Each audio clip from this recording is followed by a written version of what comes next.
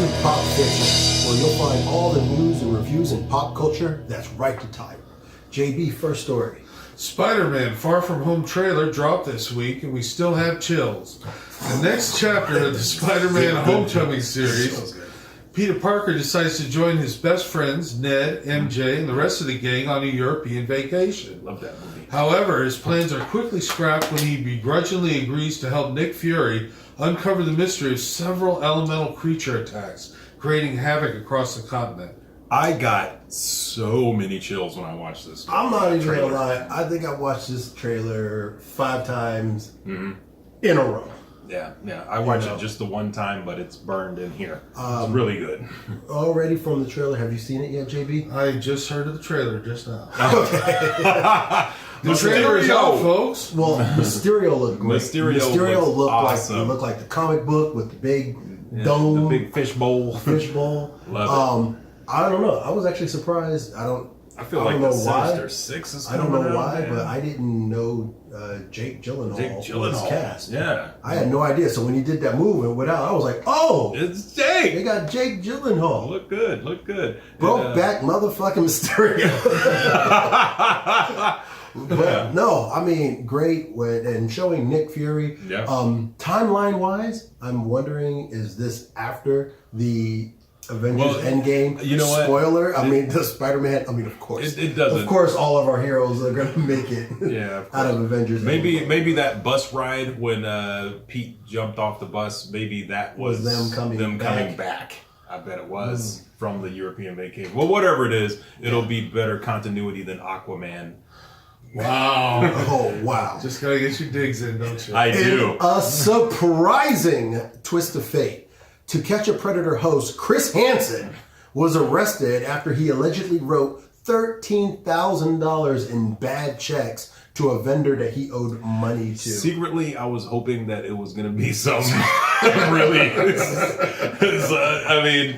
You know what I mean? You know what I'm saying, right? I know. Secretly, I was just thinking, I don't want any kids to get hurt, but I was hoping that he got stung by his own. You know how pedophiles are the bottom rung of the prison? Now he's the bottom rung, because all the pedophiles are going to come after him. Yeah, no doubt. 13, if I'm not mistaken, 13 is grand, it's a felony. Grand felony, right? Yeah. Oh, yeah. That's a lot of those southern states do not play with writing bad checks, man. You can go to prison. And I was just when I saw this on the AP wire, I was like, as many times as he walked into the room and was like, "Hey, were you expecting to see a 13-year-old girl? Sit right over there. Why don't you sit right over there for me?" Well, and his mugshot looked bad too. I hope it's behind us right now. A blindfolded teen crashed into another vehicle while doing the Birdbox challenge in Utah. What the did you think was going to happen? This is so stupid. Netflix's latest horror movie, Birdbox, has inspired people in doing the Birdbox challenge in the film's honor, and it's not very funny and incredibly dumb.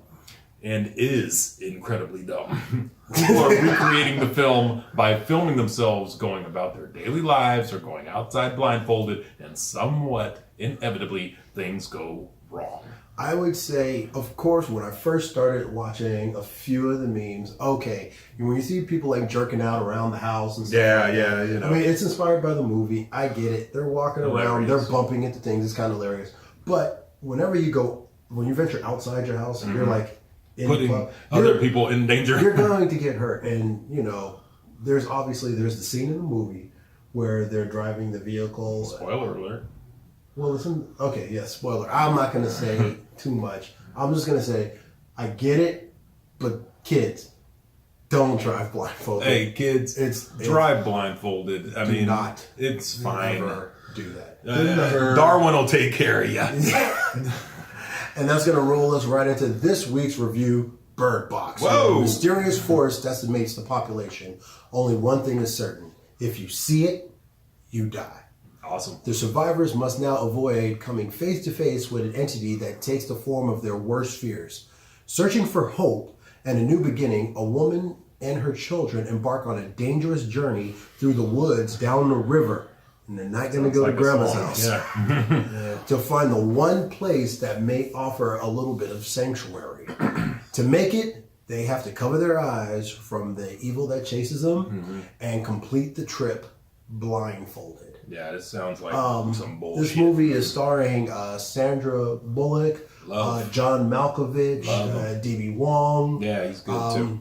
Who else was in it? Machine Gun Kelly. I don't know why. Word? Wordness to the turdness. And the black dude from the new Predator movie. I can't remember his name. Michael Key? Nah, not him. The other black guy. I don't know who that is. Yeah.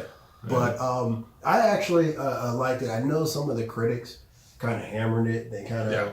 But I've also noticed that... A mediocre movie in a pretty box, I guess. Well, I would have to say a lot of the critics are hammering these Netflix movies, and I kind of feel like it's that new world order with Netflix and Amazon, those streaming services, when they're producing blockbuster movies and they're coming straight out on their streaming services. It's almost like you don't really need... Well, they're just throwing a lot of shit out there to see what sticks, and some of it's not going to stick. Some of it's going to be bullshit. Some of it's not. Some of it's not good, but some of it is. Did you see the Cloverfield Paradox?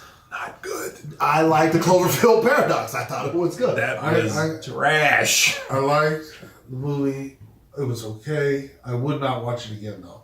There you go. I think once you've seen what happens, no spoilers. You're done. It's one of those kind of movies. One and done. Right. One and done. Yeah. Exactly. Okay, I would agree with that, and I will also say, since it's on Netflix, it was all right. I'll watch it. Yeah. I mean, I wouldn't know. Maybe this wasn't a movie that I would have ran to the theater to see. That's how you but you know what? I'll see it on Netflix. And that's how you know Netflix has you in their greasy palm. That's right. You know what? It's on Netflix. I'll watch it. I've been rocking with 2 Netflix hours since they came out. What was it, in the 98, 99? I was rocking with them. Yeah, something like that. I remember getting those 3 DVDs. What is this crap in the mail? I remember I got one. I was like, one is not enough. Yeah. And I upgraded to the 3. I remember Big Dog had 9. 9 DVDs a week. I was like, Big Dog, you're crazy. Yeah. How much are you paying for this? I don't know. I remember one she had for like 2 years. Yeah, you ever hold on to a disc and see what they do? Yeah. They start badgering you with calls. Like, yes, you haven't returned. Really? I've never. Yeah, they've never. Did they stop? Oh, you got to keep it a few months for them to start calling it. Did they stop doing the DVD thing? I don't think so. I don't know. Last time I checked my account, when I moved and I updated my information, they still offered streaming and or DVDs in the mail. Oh, wow. So there are people who still use the DVD service. Oh, wow. That's awesome. I mean, I watch DVDs still. I mean, Blu-rays mostly. I watch DVDs when the cable and the internet. How many streaming services do you have? Can you count them on one hand? Yes, I can count them on one hand. All right, well, that's good. I've only got 2. Yeah, that's pretty good. I think I have I got 4. Yeah. I got about that many too. It's not good. Yeah. Greasy palm. Ralphie D recommends Miami Blues. After Junior, played by Alec Baldwin, is released from prison, he plans on starting a new life in Miami. But when he kills a man in the airport, it was an accident. He flees the scene and finds Susie, played by Jennifer Jason Leigh, who gets naked in the film, a mild-mannered prostitute searching for stability. Wait, is there a film she doesn't get naked in? No. Okay. And what's the difference between a mild-mannered prostitute and, like, what's the other? Well, you know what? There is the whacked-out, crazy prostitute. But yeah, she's very mild-mannered in this. Well written. The two opposites become romantically involved. They do it. And Junior steals a badge and gun from veteran detective played by Fred Ward, who I was secretly hoping this was his character from Remo Williams. A surprising twist. Going went to Miami from New York. Remember when he was on the thing, like what was it, the building, and he was on the Statue of Liberty or the scaffolding? The scaffolding. Yeah. Oh yeah, I love that movie. And he was like, he ran across freshly poured concrete. Remo Williams, The Adventure Continues. There was an Asian man played by a white man in Remo Williams. Please watch that movie. I'm going to recommend that.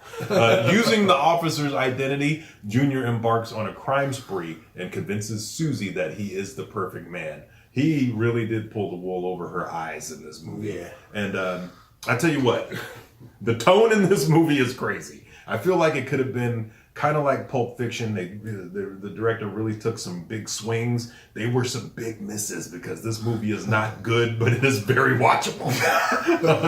I love it. That's a hell of a recommendation. I'm telling you. I'm Ralphie D, and that's news to me. I'm Coolwater Kurt. That's my story, and I'm sticking to it. We'd like to hear what you think. Leave us a comment down below. And let your opinion be heard. I'm Johnny Blaze. I'd like to give a shout out to my man AM at Comics Most Wanted. And this is 252 Pop Fiction, where you hear it first.